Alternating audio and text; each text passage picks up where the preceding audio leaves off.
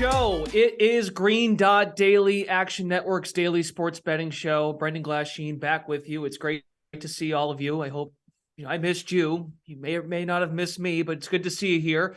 We are live at noon Eastern weekdays here on YouTube. We're also live on the Action Network app. You pop the app open, shows right up. It's right there. It's perfect. So good to have you with us. Green Dot Daily presented by BetMGM. Use the bonus code ACTION when signing up to get up to $1,000 first bet insurance.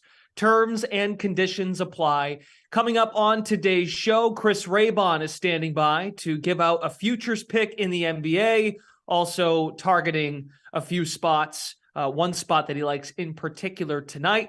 And Nick Martin will join us with the NHL trade deadline coming up tomorrow at 3 Eastern. Couple of moves today Nick reacts to, breaks down what is now a loaded East. The Eastern Conference in the NHL, who's to say? Boston might not be the team to take it. Rangers are hot. Martin weighs in on the current Stanley Cup odds at BetMGM. But first, we welcome in Stuckey to discuss college basketball. It is a glorious day. I mean, looking at the schedule now, Stuckey, we're going to have weekday afternoon college basketball for the next month. And I know March started yesterday. So the excitement really began yesterday with This Is March being here. It turns out, though, one of the first picks you're going to give out on today's show is a game that's not happening till like midnight tonight. Yeah, well, you got to enjoy the daytime and also late night. That's the beauty of March. There's college basketball from start to finish, capped off by that first Thursday, which is approaching rapidly. But yeah, conference tournament week and a half plus is just as fun as the first weekend. Nonstop action. I'm excited. I hope everyone else is. Let's go Pepperdine. I took some money line here against Pacific. Really disappointing season for Pepperdine. They have a ton of talent. They even have a potential lottery pick, believe it or not, on their team.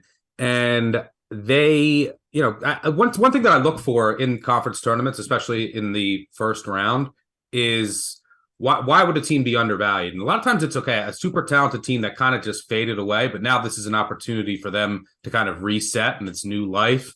So I expect a pretty spirited effort here. They did get swept in the regular season by Pacific, but they didn't have one of their key offensive players, Jan Zidek, who I think played 1 minute in one of the games and then didn't play in the other. He's kind of a stretch four, and he's been a pretty good player for 3 years, but he's played hurt for a lot of the year, and he's actually started to come on at the end of the year. But I think Pepperdine is a little undervalued here after just a really disappointed season. They are superior in talent. And I think just the fresh start of a conference tournament will get them going here. So I roll with Pepperdine here. Okay, they've lost 4 straight going into WCC conference tournament play, but Stuckey likes where they might be heading and always hitting a reset button. Everyone starts 0-0, all that cliche stuff. It's kind of true if they've got talent and if they got a piece back from injury. What is you like another underdog? Well, that's a favorite. You like an underdog coming up later today as well in college hoops. Yeah, also Pepperdine will be able to play its game. Once they run, Pacific will run with them, so they can play at their tempo. They don't play much defense, though. But let's go with Let's go to Valparaiso, the Beacons. It's pretty crazy if you look at these two teams, Valpo and Murray State. Valpo went 0-7 in games decided by 4 or less this year, including 0-4 league games. That is 0-4 in overtime. And that includes 2 overtime losses to Murray State. So in both meetings, they lost in overtime. Meanwhile, if you look at Murray State went 6-0 in league games that were decided by 1 possession or went to overtime. They were 4-0 in conference games that went to overtime. So these two teams, just one was very unlucky, one was lucky. And I like what I've seen from Valpo lately, not what I've seen from Murray State. Team is trending down. Their defense specifically. And look, they used to get in their old conference, they used to, an hour and a half, 2 hours away. They used to get a pretty good home crowd excited about the team. I don't think they'll have that here. I really like Valparaiso. This line opened at 2.5. I make them a small favorite. It's down to 1. I'd still take it there. I wouldn't go any further. But this is just kind of a tale of just two teams that one ran lucky, one ran very unlucky. I think that reverses itself tonight. All right. Again, another team that's lost a couple of games in a row going into conference tournament play, but Stuckey likes the edge, and some previous history this season helps him get there. Stuck, we're going to let you go. Your video is a little frozen, but the takes, the audio, it came through very clean. We appreciate the time, pal. Absolutely. Have a good one. All right. Stuckey just so excited about these college basketball games that, the video freezes up. On to the NBA, your market report for Thursday. This ought to be good. Sixers and Mavericks. Dallas still trying to kind of figure their act out with their new duo of Irving and Luka Doncic. The Sixers, they've lost their schedule. The Sixers' schedule coming out of the All-Star break, daunting. But folks do like the Sixers, despite the fact Dallas is favored by 4. Clippers and Warriors tonight. And the people, based on the cash coming in on the Clippers, of course, still no Steph for Golden State. We welcome in Chris Raybon, who joins Green Dot Daily. Before we get to your best bet for tonight, there is an angle you'd like to take in a specific division in the NBA. It's the team that's leading the division right now, and you think they're going to stay right there.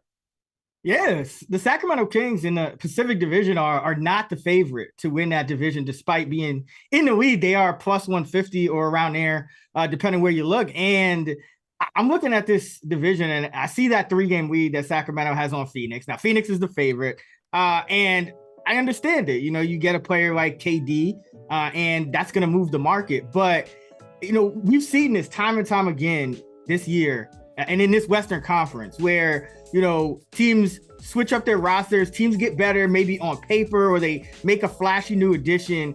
And we just kind of overestimate, the amount of time it could take to kind of get on the right page. And I think you mentioned Dallas a few minutes ago. I think that's a kind of a good example. The Clippers, which we'll talk about, looking at them, they're a team that, you think, okay, maybe they improve a little bit. They have yet to figure it out. So I think this Phoenix team, while they are, going to be extremely dangerous in the playoffs, I don't necessarily know, 20 games left if they make up those 3 games on Sacramento. So I like taking, the plus money here with the Kings. Both the Kings and the Suns have a top 4 most difficult, remaining strength of schedule. So no real edge there. And then the Clippers and Warriors are 7th and 9th. So, and then the Lakers, of course, are in last place. Their schedule's a little easier, but to me, it's just, I don't see a lot of separation. And judging by what we've seen all year, I think it's fair to say, I don't think there will be a ton of separation in these last 20 some odd games. And thus I'll take the plus 150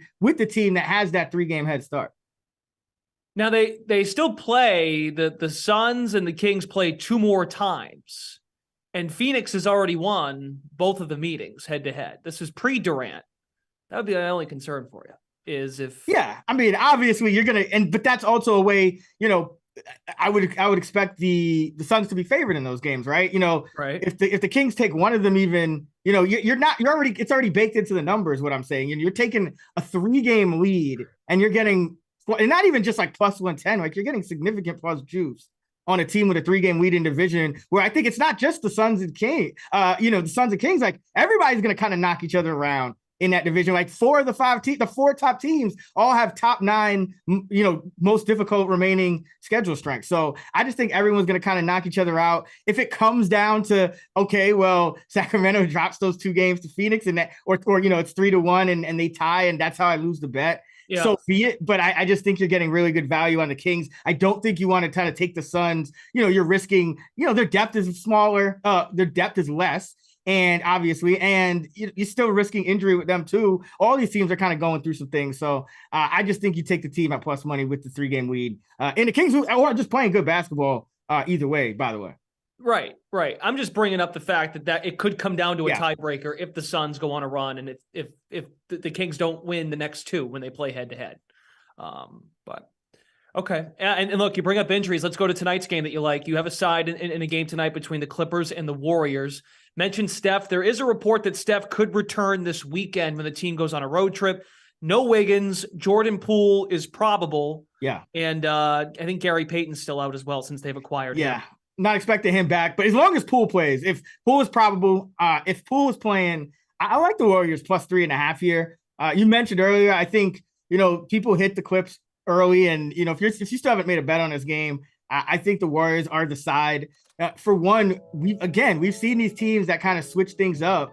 And Ty Lue even admitted to it. I'm still kind of experimenting with my rotations, but I think the issue since you got Westbrook here, you still have two guys now in this starting lineup, two guys that are playing a good amount of minutes that you really don't feel great about on defense in Westbrook, and Morris is not playing well on defense either. So I still think the Clippers have some kind of things to sort through rotation wise. Morris has been kind of going downhill. So we'll see maybe, Ty Lue starts to cut his minutes a little bit more. But on the opposite side, yes, the Warriors are without Curry, but that's why I say as long as Poole's playing, I like them in this spot. They've been really good at home. They're 20-12 against the spread at home. But more importantly, their defensive rating without Curry has been just under 108. And what I think Curry's absence does when you have a player like Poole, it's not going to be as efficient, but I think it kind of saves Kerr from himself at certain points, because I think one of the big criticisms with Kerr this year has been the rotations, and particularly these 3-guard lineups. And, the less, with one of those guys out, now you're playing a little bit more conventionally. And I think that's actually helping them defensively. So I just don't think the Clippers have kind of got it figured out right now. And I think the Warriors, they've been playing well even without Steph. I think they could get it done here. We've seen them do it at home, and they've been kind of a different team on the road. I know it's an interstate matchup, but I'm rolling with the Warriors and taking the points here at home. All right, plus 3.5. I think there's some 4s out there, so you could get a better number at 4. Raybon likes the Warriors, and he's hopping on the Kings to win their division over the Phoenix Suns and maybe any other contender going forward. Raybon, thanks for stopping by the show. Always a pleasure. Thank you. All right. On to the ice. NHL Thursday market report. Several games on the slate. Here's one that we'll be talking about with Nick Martin moments from now. Preds Panthers.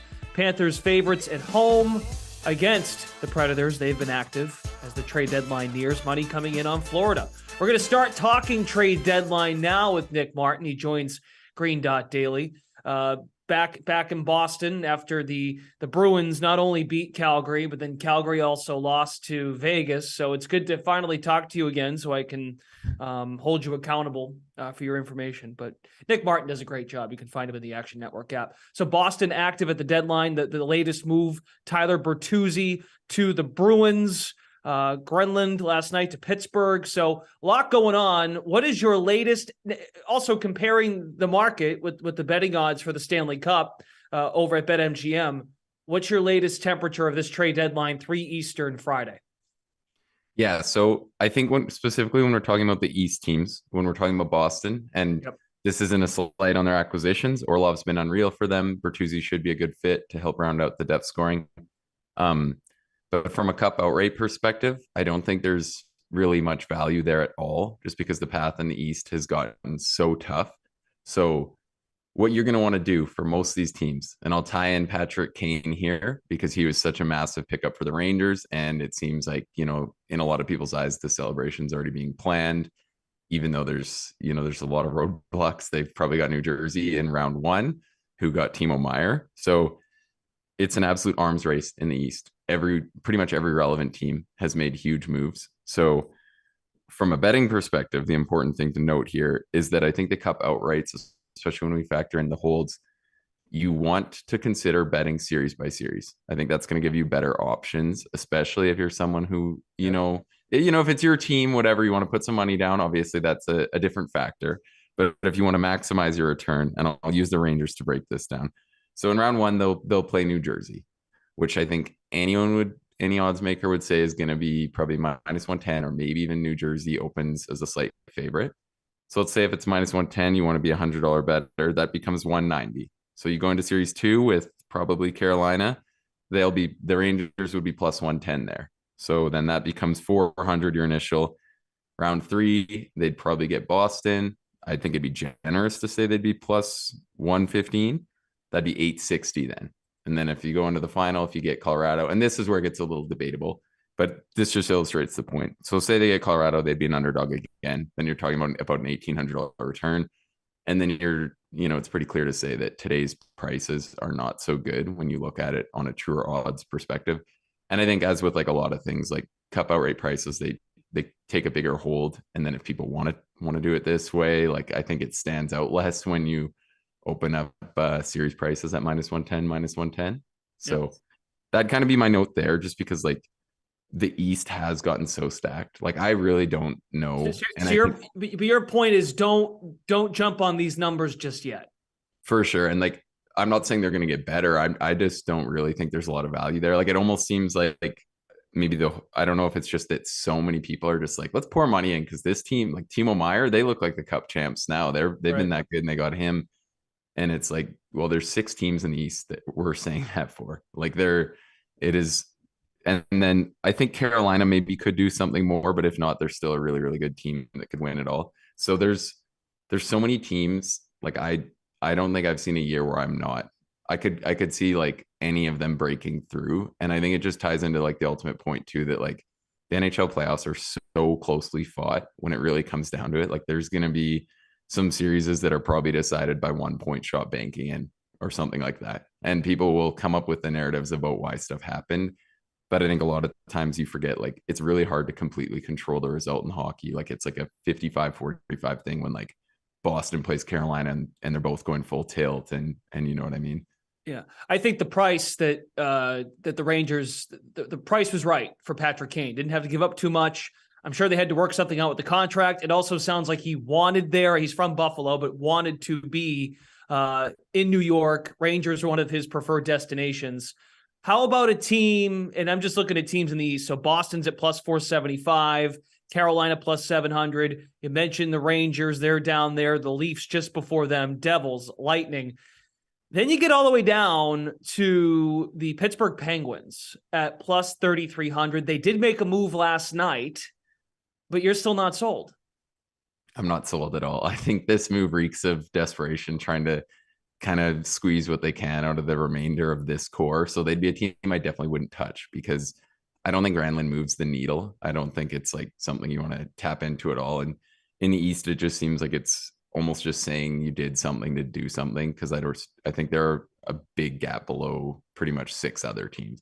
And yeah, like the Rangers, I don't want to sound like I'm just picking on them. Like I think the Kane move could be excellent, and they did a move that they had to do because so he had a full no move. So basically they just got to pay very little and just say like, you can take this Chicago or you can take nothing. So I don't want to sound like I'm slighting the Rangers here, who have a fan base that will get after if you do that. The West could be interesting. I think Vegas, they're starting to play really well. They're one team that maybe I could see doing another move. They're kind of barren on tradable assets, which is the one concern. But they'd be maybe a team that I think has cup upside if they actually, so like that maybe be the one team I'd say could still do something. Los Angeles traded for a goalie, which was like a really big move for them in terms, and like me and Laboff have been talking about trying to get on them, but the price has already moved a ton. So I don't think there's like much value there. And the odds makers have been seemingly quite on it for the outrights here. Golden Knights are plus 1,400 to win the Stanley Cup. The Kings, same as the Penguins, plus 3,300. All right, let's turn our attention back to tonight. Preds, Panthers, and the trade deadline tomorrow, 3 Eastern. If anything breaks, I'm sure Nick will have it covered over at Action Network in the app. Also, take a look at the website. He'll have something written up, I'm sure, if there's anything big and groundbreaking that needs to be covered by 3 Eastern tomorrow. Predators, they've been unloading players. They're taking on the Panthers. Money's coming in on Florida. What's the play here for you? Yeah, I like the Panthers to win in regulation. The price is just going to keep coming down. It's the square and obvious take, but I think there's good reason. I think this game should be minus 205 at this point, especially if Sasha Barkov plays for Florida. He moves the needle a lot and gives them a really deadly top 6. The Predators just lost Matthias Ekholm, who's been one of their most reliable defenders, in exchange for Tyson Barrie in terms of what's on the roster tonight. And that is a drop off, I think, especially because Tyson Barrie's greatest asset is running the power play. I still don't think they'll have him do that over Roman Josi. So I think with the talent that's actually playing in this game, the gap has become a little wider. I'm surprised that we actually just haven't seen this number tick up even more so. So I like a play with the Panthers to win in regulation in this spot. I'm reading here that now with all the moves that Nashville's been making, as of now, they could, of course, make more before tomorrow. They have 13 draft picks. Yeah, they've done really well. Like the Tanner, if you're a Nashville fan, because I think they made the right decision committing to the rebuild this year. Yeah. If you're a Nashville fan, like you should be pumped, because I think all the deals, they got a solid return. So I think 13 on that 13 front, picks. Things are great. in the 2023 NHL draft. And finally, you have a player prop that you'd like to share before we let you go. Yes. So this ties into one of my favorite angles with the trade deadline, which is guys getting new roles, guys getting new opportunities. A lot of times odds makers don't change the prices quick enough, which is exactly what we have here with Denis Gurianov. I was actually angry he didn't score the other night because he's one of the best players on the ice and I was on it, but it works out great in this spot because I think if he had scored, we're looking at lower than plus 420. So I like Denis Gurianov of Montreal to score at any time. And what's happening here, so he's playing a top line role now, which he didn't get in Dallas all year. He's a big letdown in Dallas this year, which actually surprised me quite a bit. But he looked really, really good in his Canadiens debut. He had 8 shot attempts, 6 on goal with a lot of quality. I think on average, he would have for sure had 1 goal out of those attempts. He's playing with Nick Suzuki at 5-on-5, which is a really good thing. He's got a lot of scoring upside. Like, to me, it was extremely surprising how bad it went in Dallas this year. He's got a good one-timer. He's got some skill off the rush. So I think that the number we're getting tonight is not a number we're going to see very often with him moving forward. And yeah, I think that's just the best way to put it. Like, in his new role, he's going to score a lot more. He's going to get a lot more shots. And I think it's just a good spot to try to target, like tonight being a breakthrough when it could have been a game ago. All right, Nick Martin, you can find him in the Action app. Also, maybe every once in a while, taking a chance on the Calgary Flames. They do play tonight against Toronto, but he decided to stay away from that game. So, Nick, if you decide to do so, have fun with that. Thanks for stopping by. Yeah, and you know what, I'll throw in one last note. If Gurianov misses tonight, I would go right back to the well if the numbers hold in Anaheim tomorrow. I think that's the way you want to look at this one because it's going to work out with him playing in that role. All right, there you go. Thanks for joining us. Yeah, thanks for having me. Nick Martin with a lot going on in the NHL. Trade deadline tomorrow, 3 Eastern. As I said a moment ago with him, be sure to check out him in the app. Also coverage on actionnetwork.com for the latest in the NHL. You can follow picks from the show, Raybon and Stuckey. In the world of basketball, at green.daily, we have a show account in the Action app for you to follow along. So it's easy as that. Futures, day of, whatever it may be. Folks, Green.Daily is presented by BetMGM. Use the bonus code ACTION when signing up. Take it up to $1,000 first bet insurance. Terms and conditions apply. And just like that, the Thursday show has concluded. We turn our attention now to Friday. We'll be back tomorrow at noon Eastern, live in the app, also live on YouTube. Thanks to all of our guests who joined us today, our great crew behind the scenes. Brendan Glasheen, get some green dots, and we'll see you tomorrow at noon for Green Dot Daily.